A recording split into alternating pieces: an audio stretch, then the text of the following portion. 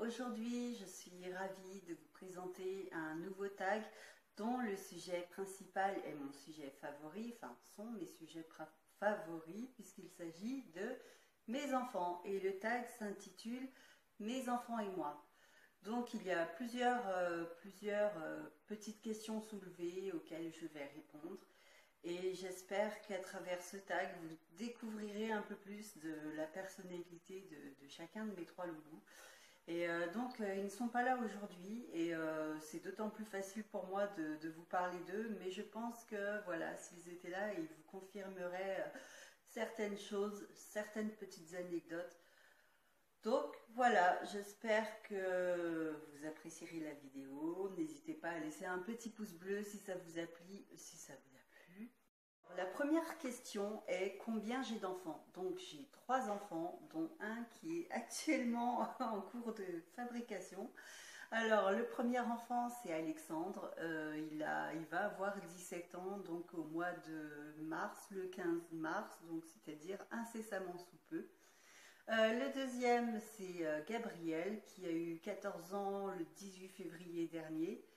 Et pour l'instant, enfin la petite dernière de pour l'instant, entre parenthèses, c'est Caroline qui aura 9 ans au mois de mai. Alors, qui fait partie du foyer, donc à part mes enfants et moi, il y a mon chéri Thibaut, donc qui n'est pas le papa des enfants, mais c'est le papa de futurs petits bébés, qui sera un petit garçon d'ailleurs, et dont la présence et la naissance est prévue au mois de mai. Et autre petit locataire de la maison, c'est Timmy, c'est le chat de la famille. Lui, il aura 2 ans au mois de mai, donc comme Caroline, et voilà, il sera du mois de mai comme bébé, donc ça fait 3 taureaux dans la maison. Autre question, qu'est-ce qu'il me manque de mon ancienne vie avec les enfants? Je dirais en premier les voyages, parce qu'avant je voyageais pas mal, que ce soit aux États-Unis, en Angleterre, en Espagne, ou alors simplement faire des week-ends improvisés et partir, voilà, faire une valise à l'arrache pour 2-3 jours, voire des fois une semaine. Et là maintenant avec les enfants, enfin surtout avec l'école qui est obligatoire et qui peuvent plus manquer comme à la maternelle, c'est un peu compliqué de refaire ça maintenant. Mais avec les plus grands, j'espère bien leur faire découvrir d'autres pays, voyager avec eux et ça, bon, bah, c'est en projet. Ensuite, qu'est-ce qui a été le plus grand changement dans ma vie au moment de la naissance des enfants? Donc, au moment de la naissance d'Alexandre, il n'y a pas grand-chose qui a changé, bon, ben, mis à part que voilà, il y avait bébé qui était là et qu'il fallait s'en occuper, mais comme Alexandre a été un bébé plutôt facile et plutôt sage, euh, franchement, je crois que Alexandre, c'est celui qui a le plus voyagé des 3 enfants, quand il était bébé, je veux dire. À 6 mois, on a déjà été à Collioure, on a été jusqu'en Espagne. Non, franchement, Alexandre était très facile. Par contre, quand son petit frère Gabriel est arrivé, là, avec 2 bébés, il faut 2 fois plus d'organisation et là, les choses se sont un peu compliquées. Donc, ne serait-ce que pour des sorties improvisées, des week-ends, voilà, des week-ends avec les amis et tout. Là, il fallait commencer à s'organiser pour faire garder les enfants et c'était un peu plus compliqué. On avait moins de liberté.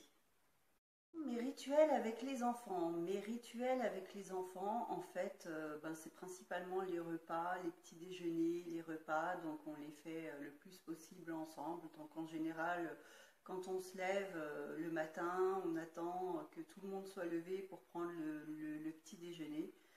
Voilà, ce petit rituel parce que on se voit tellement pas assez dans la semaine, dans l'année et tout ça que là, je veux faire que les repas soient des moments privilégiés pour discuter, pour échanger des idées, pour faire des projets, pour voilà.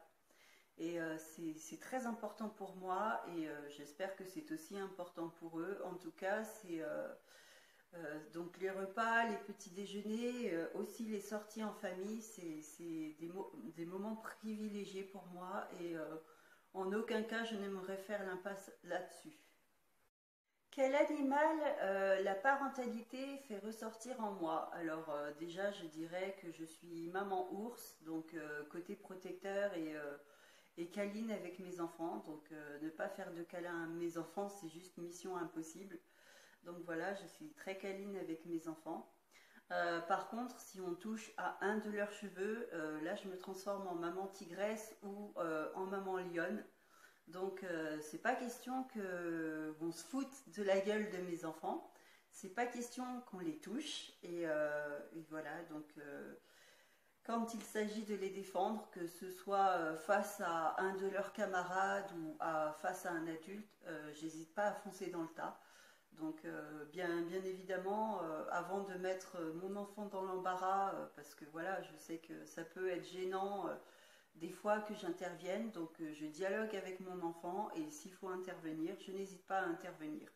Mais par contre, voilà, si on touche à mes enfants, je peux être très mauvais. Sur quoi je suis excessive avec les enfants?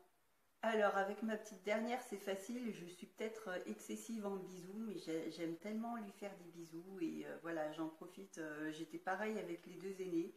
Donc, quand les enfants sont petits et qu'ils ont besoin de câlins, j'en profite au maximum. Sur quoi je peux être excessive? Je peux être excessive aussi sur la politesse et le respect.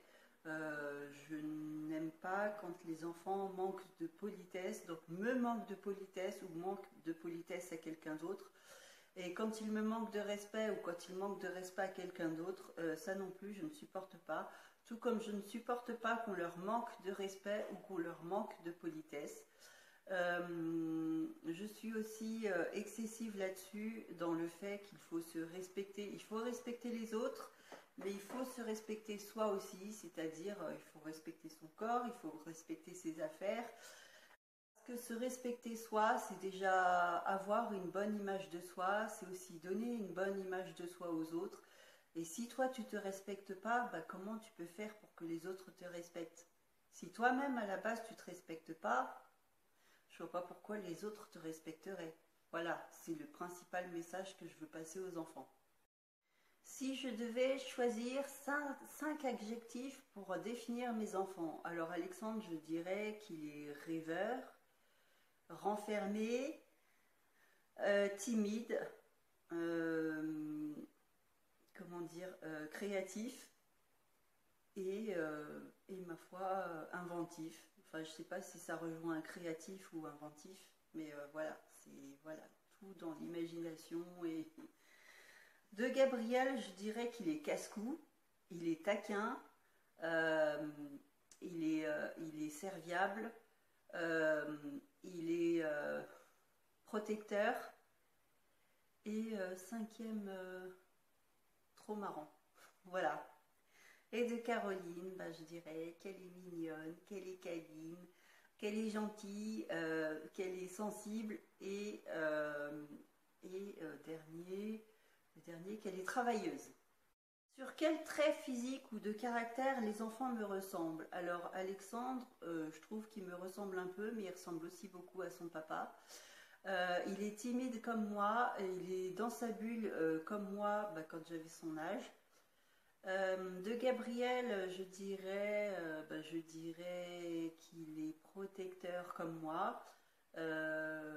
Pas casse-cou comme moi en tout cas. Donc il est protecteur comme moi. Et Caroline, je dirais qu'elle me ressemble, enfin elle me ressemble. Voilà, elle est très de caractère, elle est sensible comme moi, tout comme Alexandre d'ailleurs. De quoi je râle souvent sur mes enfants? Alors les deux garçons, je râle souvent quand ils se disputent ou quand ils disent des gros mots.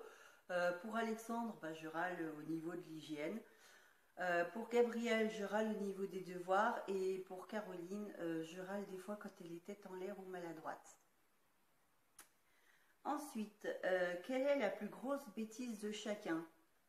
La plus grosse bêtise de chacun, il n'y a pas vraiment de grosse bêtise. Disons que Alexandre, quand il était bébé, enfin quand il avait 1 ou 2 ans, au moment de Noël, j'avais sorti une guirlande lumineuse pour aller l'accrocher comme ça en haut des rideaux. Et donc j'avais commencé à sortir la guirlande de sa boîte et mon petit Alexandre était assis par terre Et il me regarde sortir la guirlande de la boîte et il me fait non, non, non. Et quand j'ai branché la guirlande, j'ai compris que Alexandre était passé par là et qu'il avait coupé le fil. Voilà. Autrement, Gabriel, Gabriel, je suis sûre que voilà, toute la famille se souvient cette fameuse anecdote. Donc Gabriel, quand il était petit, enfin quand ils étaient tous petits d'ailleurs, on était allés au restaurant. Donc on était en vacances en été, on était au Cap d'Agde. Et donc en famille, on est allé au restaurant, donc un restaurant La Marine, pour ceux qui connaissent, au Cap d'Agde. Et donc on était assis dans une espèce de terrasse, mais couverte par une tente. Et derrière moi, il y avait un couple qui était habillé complètement en blanc, donc qui devait se marier, ou je sais pas, enfin bref, ils étaient habillés entièrement en blanc. Et Gabriel s'est levé de table, il m'a dit maman, je vais aller chercher du ketchup. Donc il avait pris des petites dosettes, des petits sticks de ketchup. Il les avait pris, enfin il en avait pris au moins 5-6 dans la main. Et en revenant à table, il les a tellement serrés que flaf, le ketchup a giclé. Donc sur moi, mais aussi derrière. Donc je vous raconte pas, quand le mari de la femme qui était en blanc s'est levé, il m'a dit ouais, vous vous rendez compte, votre fils est mal élevé, maladroit, il a sali la robe blanche de ma femme, il va falloir me payer le teinturier. Et bref, quand il s'est levé, qu'il s'est mis à crier comme ça, il n'y a plus personne qui n'a respiré dans le restaurant. Donc le monsieur s'était levé, moi je m'étais levée aussi. Mon ex-mari maintenant, enfin mon ex-mari maintenant qui était mon mari à l'époque, ne s'était pas levé du tout. Lui, il a regardé la scène, il s'est même pas contenté de se lever pour me protéger, rien du tout. Donc j'ai bien cru que j'allais m'en prendre une. Et finalement, c'est la femme du monsieur qui s'est levée. Et donc il m'a dit, ben, donnez-moi votre adresse et je vous enverrai la facture du teinturier. Donc chose que j'ai faite. Monsieur s'est calmé, il s'est rassis à sa place. Et du coup, ben voilà, j'ai donné mon adresse, j'ai donné mes coordonnées et j'ai jamais reçu la facture du teinturier. Mais je peux vous dire que j'ai eu chaud ce soir-là. Ma dernière bêtise concernant les enfants, donc elle date d'il y a quelques années. Alors, je vais dire qu'elle date d'il y a 16 ans, bientôt 17, puisque c'est une bêtise qui concerne Alexandre. Donc quand il était tout petit, il avait 6 mois, il ne se tenait pas encore bien assis. Et en fait, je le gardais tout le temps dans les bras. D'ailleurs, j'adorais le garder dans les bras. Voilà, on m'a dit que j'étais trop fusionnelle avec lui, mais ça, je m'en foutais complètement. Moi, du moment que j'avais mon bébé dans les bras, tout allait bien.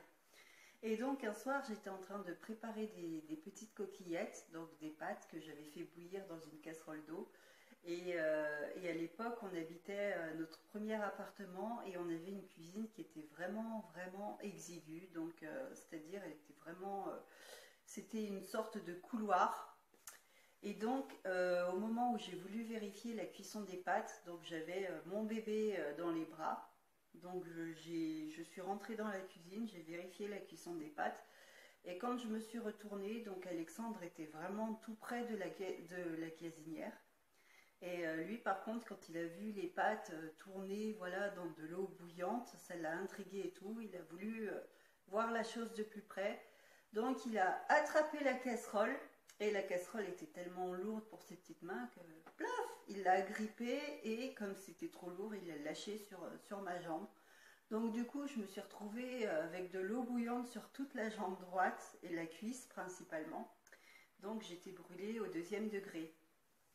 Et malgré la douleur et tout ça, donc j'ai pas eu mal tout de suite. Et c'est bizarre parce que quand je revois l'accident, je revois le truc se faire vraiment au ralenti. Et sur le coup, j'ai eu tellement peur pour Alexandre. Donc à l'époque, il était avec une petite grenouillère et j'ai vraiment cru qu'il s'était brûlé, quoi. Donc la casserole, je l'ai laissée par terre. J'ai couru jusqu'au premier lit que j'ai trouvé. J'ai allongé Alexandre. J'ai commencé à vérifier qu'il allait bien, quoi. Et en fait, la grenouillère, elle était toute sèche. Heureusement, parce que c'était une grenouillère éponge et que s'il avait reçu de l'eau, et ben, ça aurait retenu le liquide bouillant. Et première erreur à ne pas faire, c'est dans ce cas-là, déshabiller le bébé. Ça risque de lui arracher la peau. Donc, sur ce coup-là, j'ai vraiment eu très peur. Mais heureusement, il n'a rien eu du tout. Donc du coup, il n'y a que moi qui étais brûlée et le temps que je réagisse que j'étais vraiment brûlée, qu'il fallait que j'aille voir le médecin, je me suis quand même rafraîchie avec de l'eau froide sous la douche. Mais bon, donc le soir même, j'étais aux urgences, mais voilà, c'était ma bêtise. Et depuis, j'évite que les enfants soient en cuisine quand j'y suis parce que c'est une catastrophe. Donc les enfants sont interdits de cuisine, les adultes aussi. Quand j'y suis toute seule. Les nerfs, la dernière fois que j'ai eu les nerfs contre les enfants, euh, j'ai les nerfs quand ils prennent pas soin d'eux. Ne demandez pas qui je vise. J'ai les nerfs quand il y a de la rébellion, donc ce qui est encore le cas entre Alexandre et Thibaut, puisque voilà, c'est pas toujours facile entre les deux et ça peut se comprendre, hein. La place de beau-père ou la place de beau-fils n'est jamais facile. La dernière fois que j'ai eu les nerfs contre les enfants. Ah oui, la dernière fois que j'ai eu les nerfs contre Gabriel, c'est que quand à la veille d'une réunion d'école, il m'a prévenu la veille que pour le lendemain. Là, je peux vous dire que j'ai franchement eu les nerfs. Et quand j'y pense, ouais, ça me remet les nerfs encore. Les nerfs contre Alexandre, bon, voilà, c'est à propos de l'hygiène. Et les nerfs contre Caroline, je sais pas. J'ai pas les nerfs contre elle, non, pas vraiment, non. Non. Ça m'arrive de la reprendre quand elle met pas ses affaires à la corbeille, mais non, clairement, non. J'ai pas vraiment eu les nerfs. La dernière fois que je me suis sentie fière de mes enfants, eh ben en fait, j'en suis fière tous les jours, tout le temps. Donc il n'y a pas vraiment de dernière fois où je suis fière de mes enfants. Donc je suis fière à chaque fois à chaque fois qu'ils m'aident. Donc quand ils m'aident dans les tâches ménagères, quand ils rapportent des bonnes notes, quand ils sont protecteurs les uns envers les autres. Donc les garçons, ils ont sauvé déjà Caroline de la noyade. Ça, c'est une histoire que je raconterai peut-être un jour. Mais clairement, si ses frères n'avaient pas été là, Caroline ne serait pas là. Je suis fière de mes enfants pour chaque spectacle d'école, pour chaque bonne note, pour chaque cross qu'ils ont rapporté, parce que voilà, j'ai des garçons qui sont, enfin notamment Alexandre, qui sont très forts en cross. Et je sais que le jour où il a fait le cross pour l'action contre la faim, pour remporter des sous pour l'association Action contre la faim, je me souviens qu'il y a ses camarades qui l'encourageaient, ses profs qui l'encourageaient et qui l'ont félicité. Et là, oui, j'ai une grande fierté. Quand Alexandre créait des sous-plats ou des tabourets, donc moi, mon sous-plat favori, il est là-bas, je vous le montrerai plus tard, mais c'est une grande fierté quand il fait ces réalisations-là. Gabriel, la grande fierté, c'est qu'il fait partie des jeunes sapeurs-pompiers et il a passé le concours du premier coup. Caroline, c'est quand elle fait ses spectacles d'école. Bref, ma fierté pour mes enfants, je pourrais en dire tous les jours. Il y a des exemples pour tous les jours et voilà, en même temps, ils sont tellement courageux, tellement braves et ils sont ma plus grande fierté dans ma vie. Donc, il n'y a pas un jour où je ne suis pas fière d'eux, tout simplement. Voilà, j'espère que ce tag vous aura plu. Si vous voulez le reprendre, je vous laisse les questions dans la barre d'infos. J'ai bugué. Alors sur ce, je vous dis prenez bien soin de vous et à très bientôt pour une prochaine vidéo. Ciao ciao!